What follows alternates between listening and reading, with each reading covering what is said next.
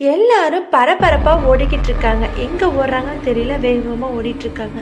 அப்போ அந்த வழியாக போன அருண், ஏன் எல்லாரும் இப்படி ஓடிட்டு இருக்காங்க அப்படின்னு சொல்லிட்டு அதிர்ச்சியாகவும் ஆச்சரியமாக பார்த்துட்டு இருக்கான். எல்லாரும் ஓடி ஒரு இடத்துல வந்து கும்பலாக கூடுறாங்க.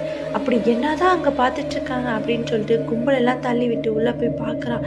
பார்த்தோன்னே அருணுக்கு ஒரே அதிர்ச்சி.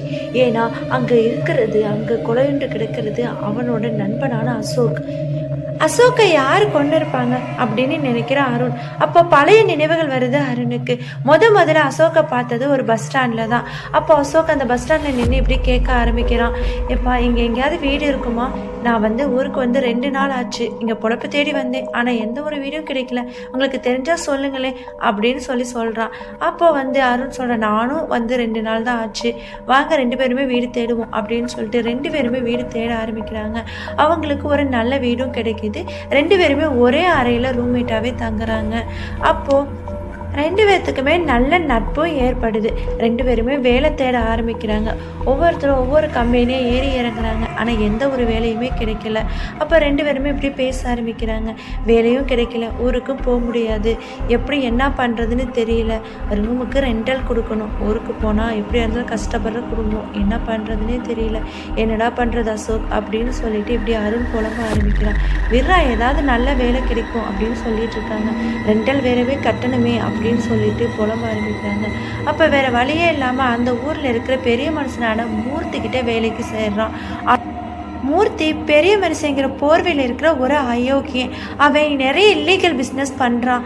கொலை, கொள்ளை, கடத்தல், ஆள் கடத்தல்னு எல்லா பிஸ்னஸும் பண்ணுறான். அதில் முக்கியமான பிஸ்னஸ் வந்து போதை மருந்து கடத்தல். அதில் தான் வேறு வழியே இல்லாமல் தனக்கு பணம் வேணுமே அப்படிங்கிறதுக்காண்டி அங்கே தான் போய் சேர்ந்துக்கிறான் அசோக். அப்போது மாதம் சம்பளமாகவே பல்காகவே ஒரு கட்டு எடுத்து கொடுக்குறான் மூர்த்தி. வேறு வழி இல்லாமல் அதை வாங்கி கொண்டு தன் நண்பன்கிட்ட ரெண்டல் கட்டு அப்படின்னு சொல்லிட்டு பணத்தை கொடுக்குறான் அசோக்.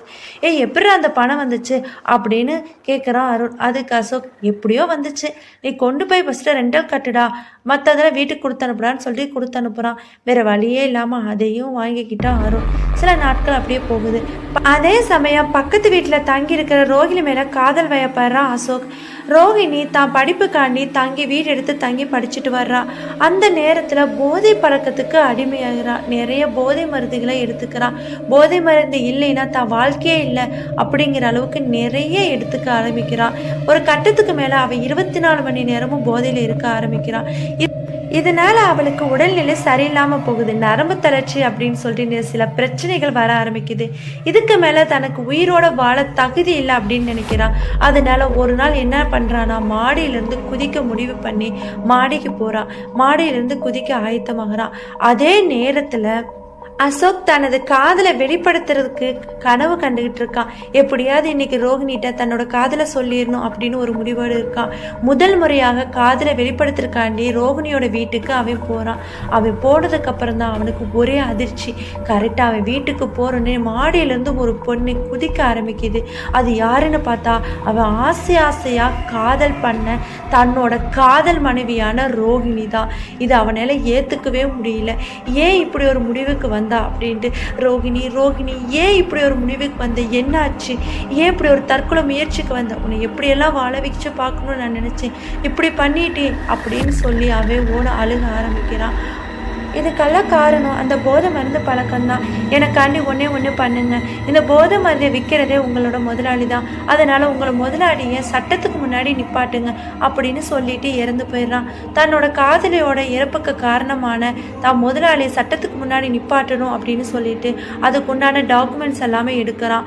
அது ஃபுல்லாமே எடுத்து கொண்டு வந்து தன்னோட அறையில் ஒழிச்சு வைக்கிறான். அப்போ தான் ஃப்ரெண்ட் இப்படி கேட்குறான், என்னடா டே, என்ன பேப்பரெல்லாம் கொண்டு வந்திருக்க அப்படின்னு சொல்லிட்டு கேட்குறான். அதுக்கு அருண்கிட்ட இப்படி அசோக் சொல்கிறான், இது முக்கியமான பேப்பர்ஸ் தான், இது இங்கேயே இருக்கட்டும், யார்கிட்ட சொல்லாத அப்படின்னு சொல்லிட்டு வைக்கிறான்.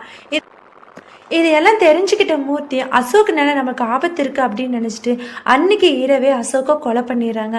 கொலை பண்ணி பாடியை கொண்டு போய் குடிசை பக்கத்தில் போட்டுடுறாங்க. அந்த ஒரு கும்பல் தான் இங்கே இருக்குது. உடனே அருணுக்கு திடீர்னு ஞாபகம் வருது, ஏதோ டாக்குமெண்ட்ஸ் கொண்டு வந்து தன்னோட அறையில் வச்சான்ல, ஆமாம் அதில் தான் ஏதோ இருக்குது அப்படின்னு சொல்லிட்டு உடனே அறைக்கு போகிறான். அந்த டாக்குமெண்ட்ஸை எடுத்து பார்க்குறான்.